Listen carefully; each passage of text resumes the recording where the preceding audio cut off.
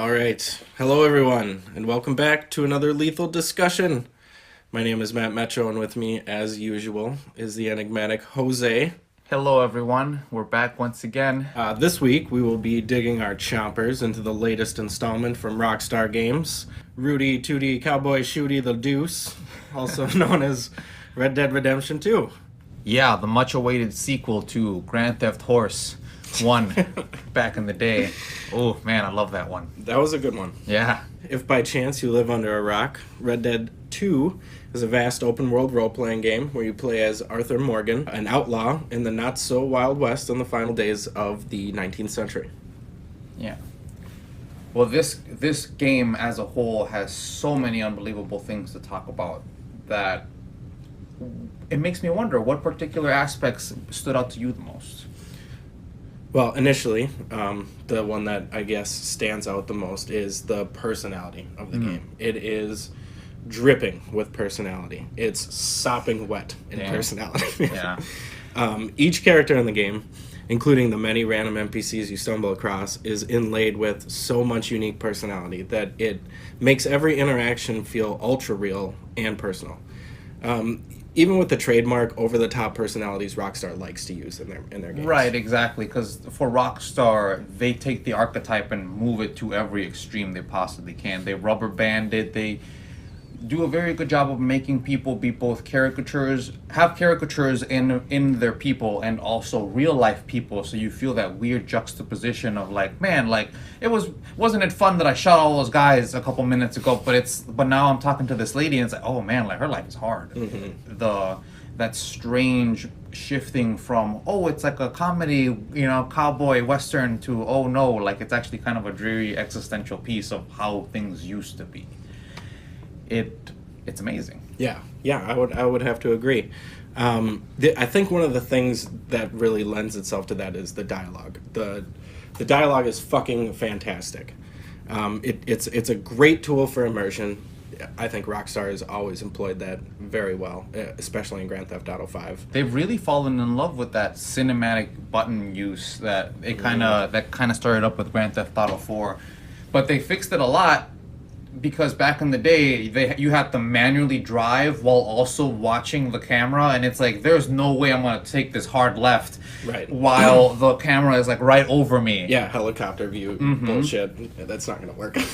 Now it makes traveling from one place to another an opportunity to engage with the world and its characters. And so far, it hasn't bored me a single time. Every conversation feels very, very intimate.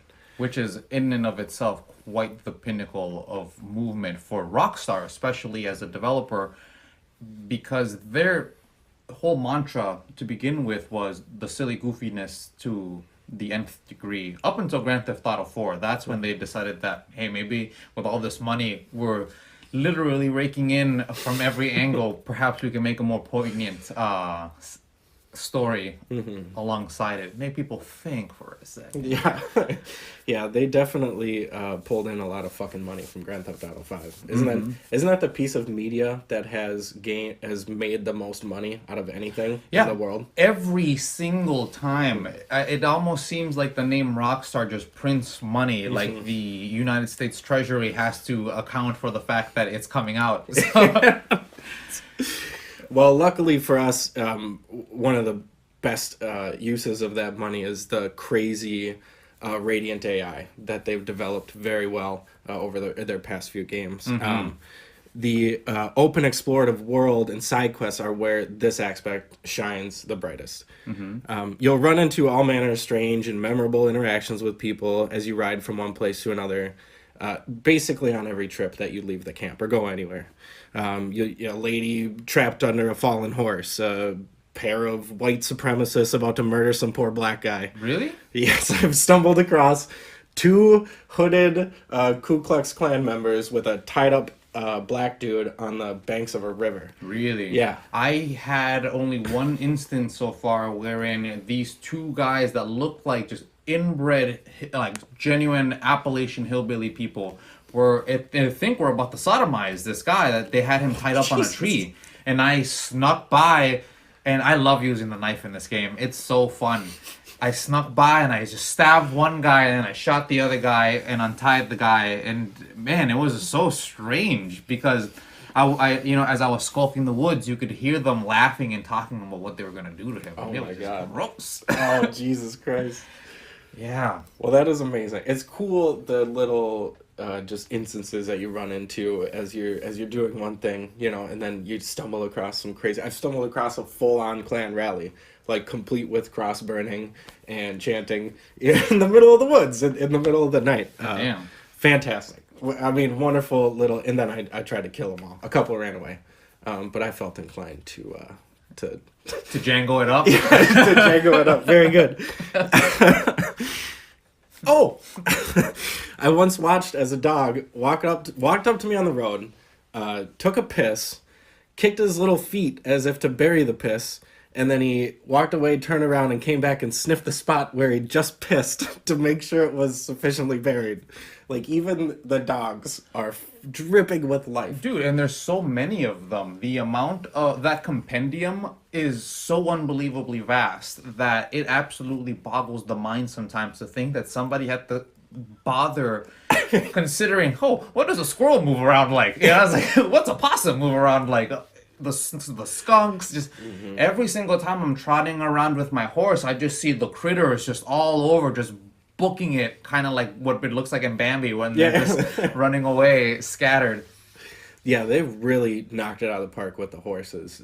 I mean, from the silliness of like testicles expanding and yeah, not to be weird, but I've checked the penis of my horse quite a bit of times just to see exactly how detailed they went with it. Is it full on? And it's full on. I mean, I don't think the horses ever get wrecked as far as I understand, but you can see everything about it. It's very, very, very interesting. Well, good on them for sticking to the realism. Yeah, I mean, it makes me as a player and as a contributor in Arthur's life to better engage with the situation, even with things as innocuous as horse balls. And although a point can be made that perhaps that is obsession to detail as opposed to just an artistic inclination toward detail, it worked. And the proof is in the pudding. Always, as far as I go, I can feel a certain X type of way about something before the execution's there, but now as I have felt it, I can most certainly attest that every single one of those little idiosyncrasies that they've managed to be able to add, that you would think would be a concession because it's a video game, just aren't there. They're like, nope, we did that. We got that button prompt. You can do that. It astounds me sometimes, and sometimes it irks me. It's one of those things wherein, just like real life, the fact that I have to do certain things makes it that much more annoying. But at the same time, I find that they had to make the creative decision. Okay, are we going to be so immersive and realistic, or are we going to cut corners and make it more of a video game? They decided to lean more with the former, and I respect that because they chose to stick by what they thought would be a good game. And I think that's what really gives it the life that you feel playing it. It that's where you get that deep personality. Exactly. There weren't concessions for maybe thinking about, the players won't enjoy clicking all these buttons all of the time. What level of demographic are we going to lose for having these many little tiny things interspersed in between it? I think that's the kind of fuck you money that Rockstar, I think that's the reason why they can do it. They know that they print cash, so because of that, they're like, what can we get away with now? Yeah, very true. Very true. Yeah, so much fuck you money that even something as mundane as playing blackjack or poker, which is not that much, it's pretty fun, but even something as simple as that, you're going to find yourself completely enthralled. And one of the things that lends itself to that, as far as a personality, is this very up close interaction that you get a little facial shot every time you or another character wins a poker hand, and they're always plastered with this hilarious shit-eating grin. Yeah, they have the most goofy grin. Yeah. It's wonderful. It's wonderful. So yeah, the personality as a whole could probably sell this game by itself, but That's one of the things that stands out to me the most. That's one of the things that keeps me tied in the most. Because the game is sometimes a little slow. It's sometimes, it's not always exciting or. yeah, there's a lot of downtime in the game. It's something that I never didn't necessarily feel like I had to get used to, but it did kind of lend itself to the whole creating a routine around what I'm doing. Because although the game is very gracious to, maybe I haven't noticed it yet, just because I've been keeping such good care of my Arthur, that if it's after 8, I don't go out anymore. I'm in camp by 8. You're such a role player. I'm in bed by 10:30 because I spend like a good 2 hours going around the camp talking to everybody, greeting everyone, trying to get the last little tidbit of nice information or whatever for the day, and then just off to bed. Wake up, put my pomade on in the morning, and I'm off on my horse. Yeah, I'm never there. I always leave early enough that the stew is not ready yet. So just like real life, I skip breakfast and just off on it. Out to adventure. Mm-hmm. Yeah. The one of the just like we were talking about those weird little things that happen to you where you go out and adventure, especially if you don't have something in mind as far as like, I'm gonna go do this mission. People like you, the real role players, they're like, I'm gonna go out and hunt a deer and bring that back to camp to feed the campers every day. Every day. The moment Mr. Pearson mentioned that at the very beginning, is like, I need everyone to bring something in every single day or we're gonna starve. In my mind, being Arthur, I was like, okay, that's easy. I'm gonna go out. I'm gonna get up at 8. Hunt the venison, be done by 11, brought it back, and then no one can say shit to me. Even within the meta of the game, it's like, no, Arthur always brings the meat, all right? Like, I got your fucking deer. yeah. Going off to the saloon. Mm-hmm. Yeah, one of the my favorite little interaction that's happened to me so far is with the first horse that I purchased, whom I named Terry. Okay. Terry was just a little guy. I don't know if you said. Yeah, it's probably the same horse. I think so, yeah. It's like 50. Just a little wimpy looking. Yeah, Mm-hmm. you get on it and you're like, oh, this looks silly. Like a little pony. Yeah, that fucking. It was the first horse I bought, and it was the first horse that I got up to the bonding level for. So I was very fond of Terry. Mm-hmm. And unfortunately, Terry met his end shortly after that. I was doing some quest or another where, as is usual, I ended up killing a few people near some more populated town. I don't remember where it was, but as I was looting the corpses of the dead guys, which is what you do in any other fucking video game, Yeah. Assuming it was mine to loot, some random citizen spotted me and ran off to report my crime of robbery. Quote unquote robbery from this fucking dead man. So I thought, what a bunch of bullshit. So I chased this guy down. I hogtied him. I wasn't going to kill him. Right. I just wanted to stop him from reporting the crime. And as I was doing that, somebody else saw me hogtie this fucking guy and ran off to report me for kidnapping. Son of a bitch. So then I had to get back on Terry, chase that guy down. And by that time, 2 lawmen had arrived, and as I was trying to run away, they shot Terry in the head. Oh my And he lord. died. And then shortly afterwards, they shot me, and I died. Whoa. I have yet to have a horse die on me yet. And I try to treat my horses very well, but the game lends itself to some poor situations. I cannot tell you the amount of times that I've ran into a tree, the amount of times that I've miscalculated a hill, and it just ends, and I'm just bucked forward. Oh, they don't even... That's never happened to me. No. They just kick you right off? Well, the horse and you fall at the same time, kind of like in a sideways thing. If the horse can't do the bucking situation where it like reins itself back, and sometimes when I'm going downhill and the horse can trip over a big enough boulder where its shins give in on itself, and you have the horse essentially right on top of you. Oh, Jesus. The physics are done really well. Especially riding through the forest. If a branch is low enough, it's going to clothesline you and take you off your horse. That's happened to me once.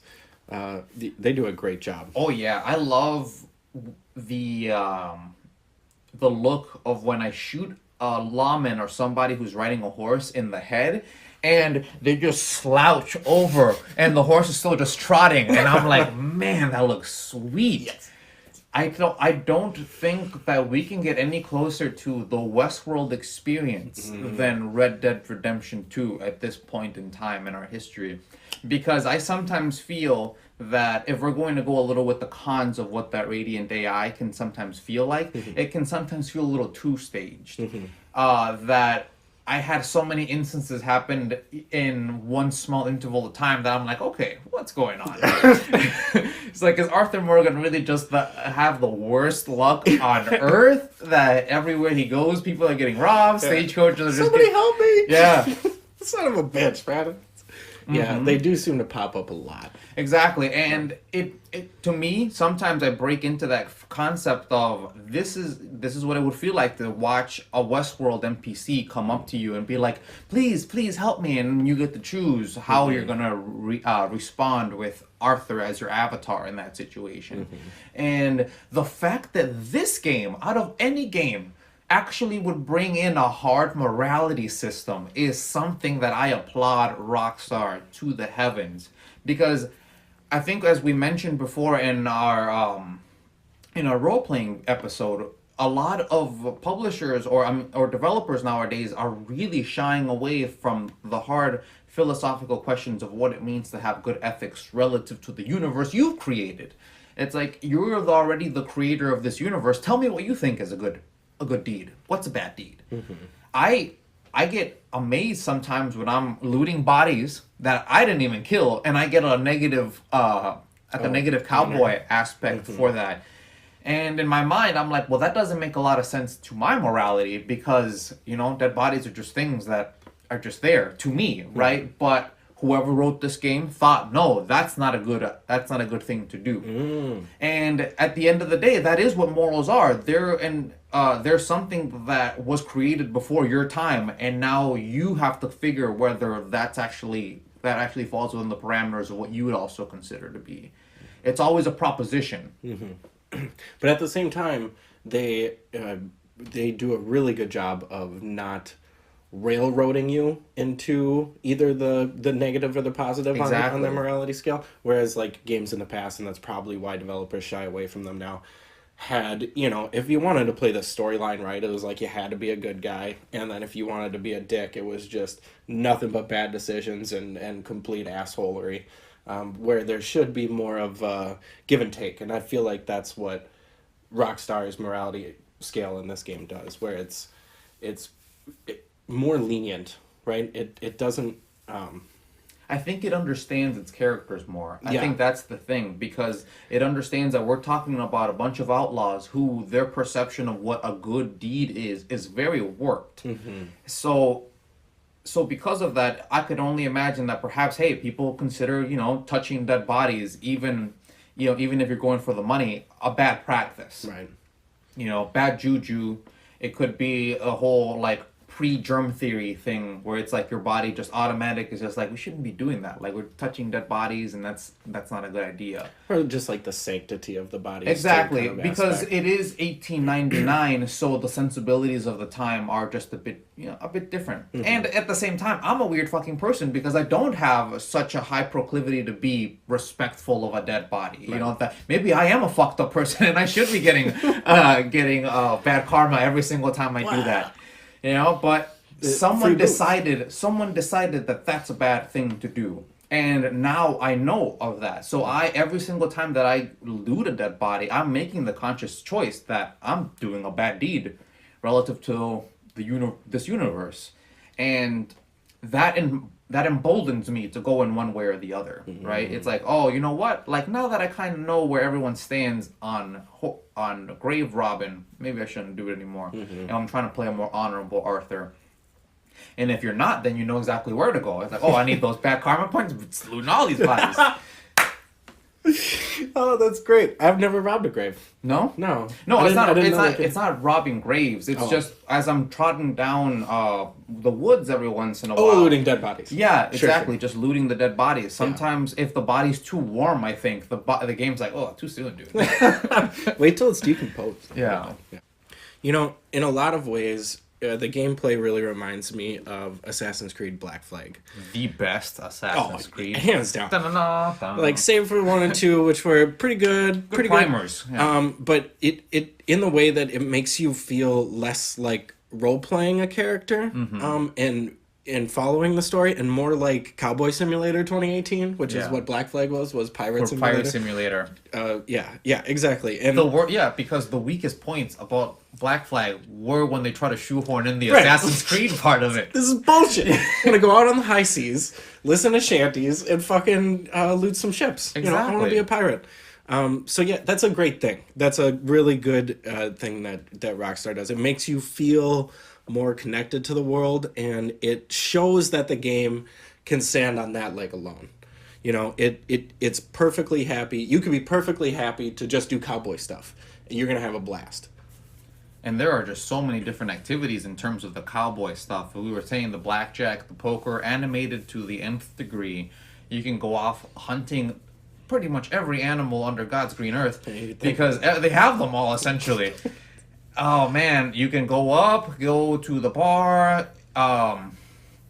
You can genuinely simulate an entire day of what it would be like to live in that era down to the T. Especially someone whose gameplay aesthetics are like yours, where like you wake up at 8 o'clock, like I'm gonna shave, pomade the hair, go hunt a deer, come back, go play some blackjack. Yep. Hunt the deer first because then you change your clothes because then you're all bloody. You know, you gotta be smart. Arthur understands how to move the day around. Yeah, wash the face, put on the coat because I might have to go up to the mountains. And it's gonna be cold. Exactly. I've had situations wherein the mission doesn't tell me exactly that we're going up north right away, and I end up there and I'm like in a light t-shirt and I mean like a light button-up shirt, and I'm just freezing. I just see my little thing just bumping all the time, and I'm like, no. Like, And even Arthur's character, he's like rubbing his arms, fucking shaking. Oh, that's so cool. exactly. That's a good note right out of Breath of the Wild. It's those kind of just small little tidbits of personality that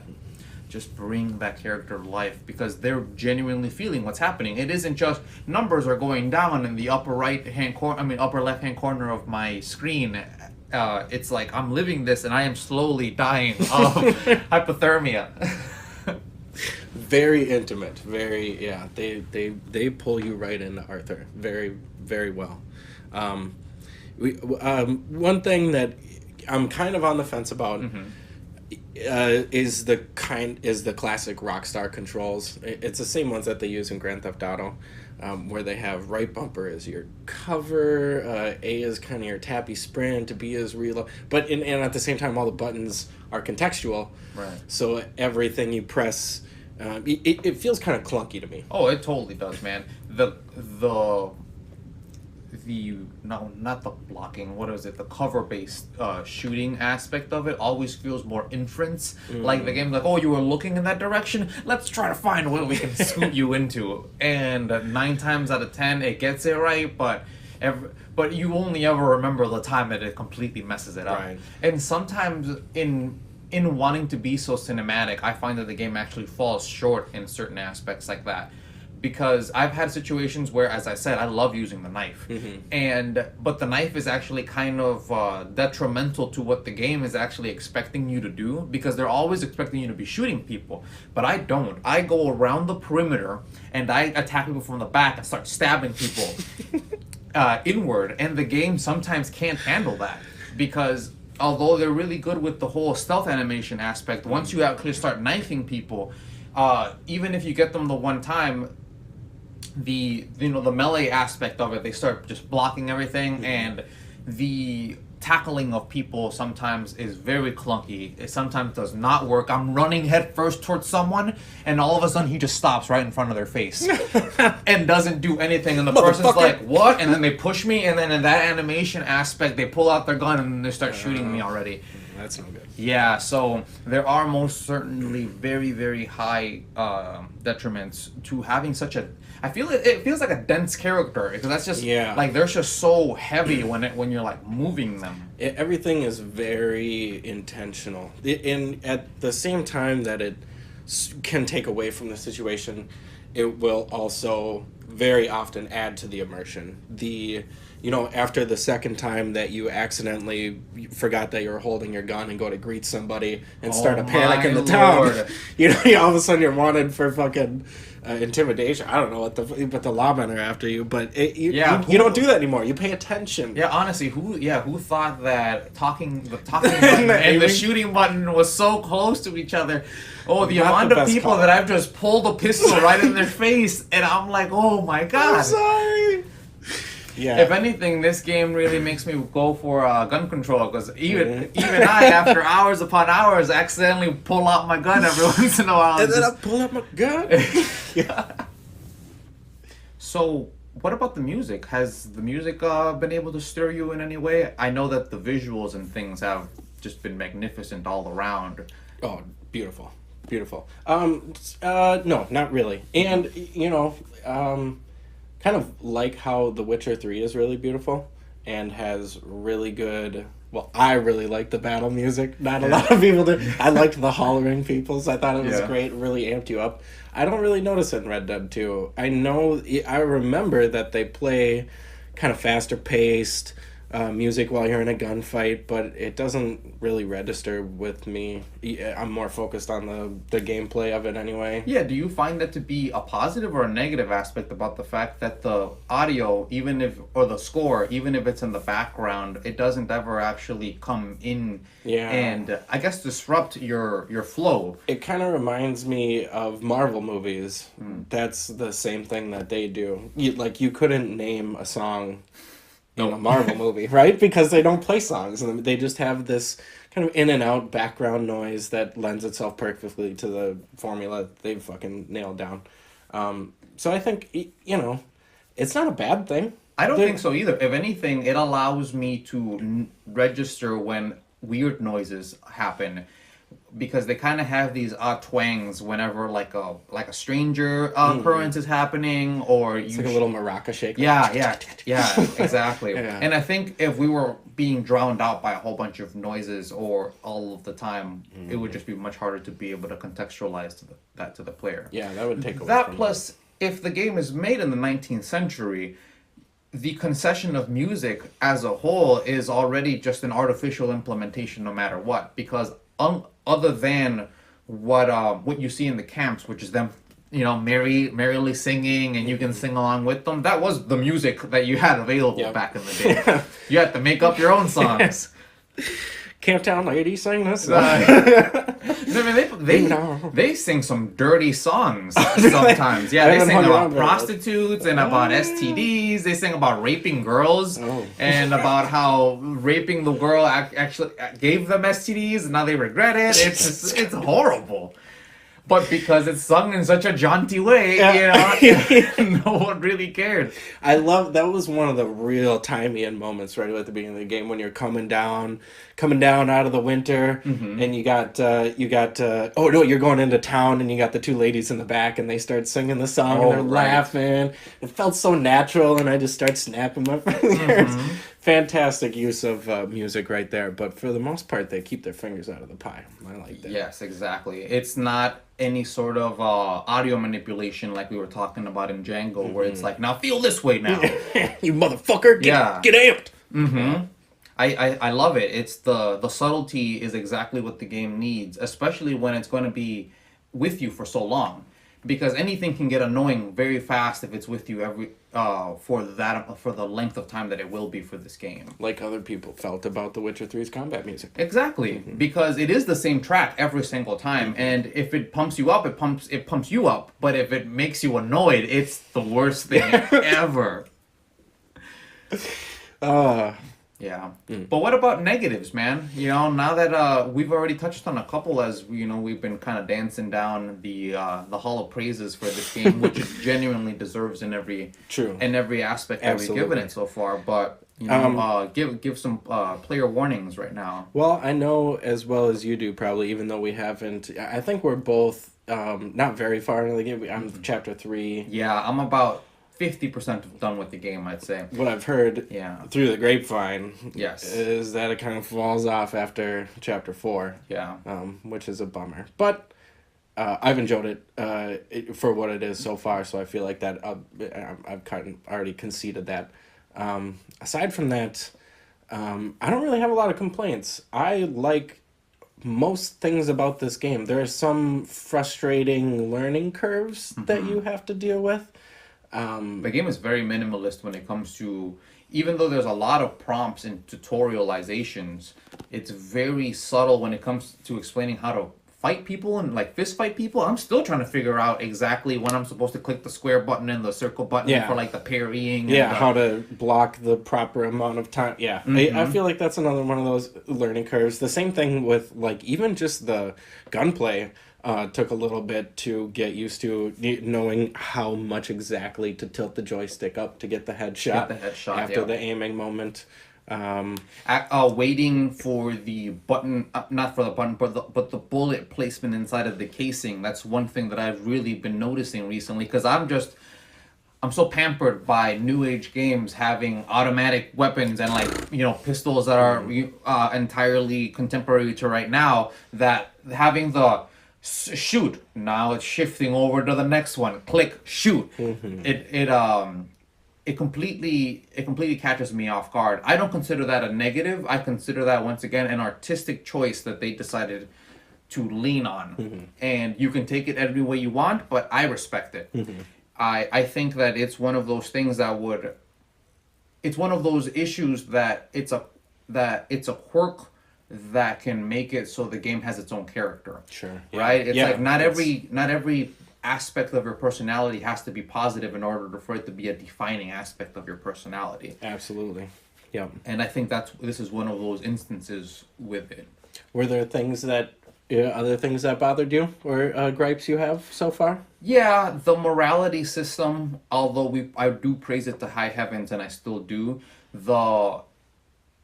the fact that there are so many scenarios and instances that can occur to you makes it very, very difficult to stay on the straight and narrow, especially because the game is very inclined to want to make you be an outlaw individual, obviously, because that's entirely the predisposition. But in my playthrough, I genuinely want to be as good of a person as Arthur Morgan can be. It's like, oh, we're gonna rob a bank. Okay, can we keep how much can we keep the death count down to a minimum?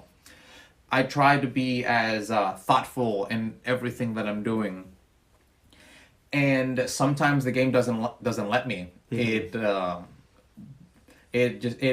almost railroads me toward evil sometimes. Yeah. And They do tell you how to break the law. exactly, they do. And there's a lot of achievements,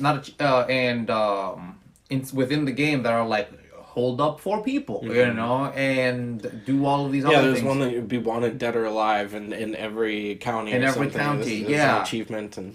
Yeah, exactly. The game obviously has a theme that it wants you to play, but I do appreciate the fact that it still gave credence and leeway to not having to be railroaded into that one. Right, the main story doesn't really do that. The main story doesn't really touch your The morality system? No. And I think that's beautiful, because at that point, it is essentially just moral determinism at that point, because how can I avoid robbing this bank if it's going to move the story forward?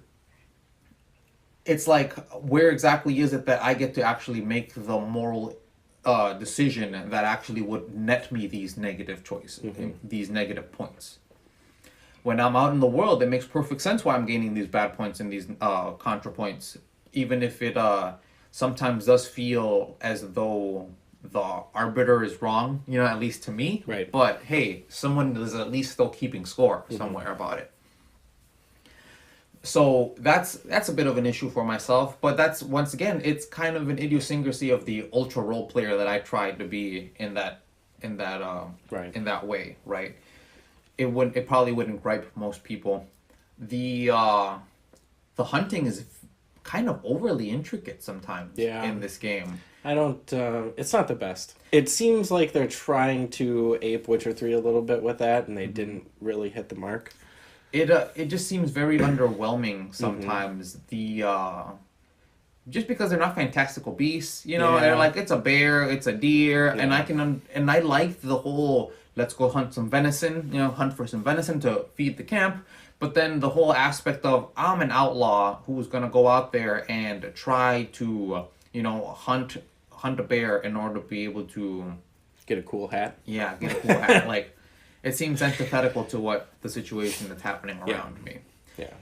Once again, though, it's all about that player choice of being like, well, perhaps that's one of the best ways to keep out of trouble. And be like, well, if you want to make money, the hunting is still a viable asset. Because for the most part, the game doesn't give you a lot of options and chances to make legitimate, clean money. Sure. It kind of showcases to you how the system within that universe is kind of inclined to make outlaws, because you're either a farmhand eating shit, or you're out there robbing banks and maybe dying today. I mean, fuck, bearer bonds. Payable to the bearer on demand. Yeah. That's all you had to do was have that piece of paper, and that's money in your pocket. Mm-hmm. Yeah. In a world where something like that exists, it boggles the mind. But I think we're good, man. I think we've been very thorough in terms of the wonderful positives and the irksome negatives. Yeah. All in all, I would say it's a worthy game for your time. Having not finished it, still, I've enjoyed every second of it. Honestly, even if you were to put it down after chapter 3 ended, I would still feel like that was a wonderful video game no matter what. I just like replay that. Okay, start back at chapter 2 again. I'm gonna do a bad guy this time. Exactly. I'm actually excited to try to be a bad Arthur this time, because I greet everyone. I never antagonize anyone. So there's a whole ton of dialogue options that I have never heard. And apparently there are instances where like being a dick can like actually make it so other people will react to you. I heard this one little anecdote how Arthur was like being mean to people in the camp, and John Marston just walks up and like gets you by the shoulder and punches you in the face. Yeah, I saw that. Yeah, that's fucking great.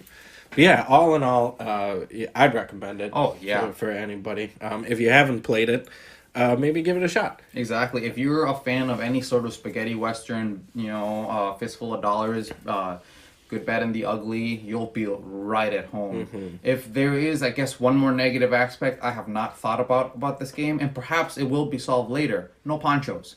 What's up with that? What's up with that? No ponchos and no big hats. It's like there's Mexicans, I don't think that the concept of cultural appropriation was created in 1899 yet, so it would have been smooth That's and just easy. Rockstar covering their asses. Yeah, I guess. Yeah, like, it's 2018, bro. It's 20. I'm not dealing with it. No, they don't really pull punches. I don't No, think they that's don't. an obvious decision on their part. But yeah, that's a good point. Good point. I would love to wear a Small guy. poncho. That would look Poncho great DLC. on Arthur Morgan. Poncho microtransactions. This is a armor poncho. Yeah. Gives you plus A one. little Kevlar armor. when you lift it up. That's great. Well, thank you everybody for joining in, listening to the podcast, and we will see you next week. Yeah, so have a good day and good night. Good night.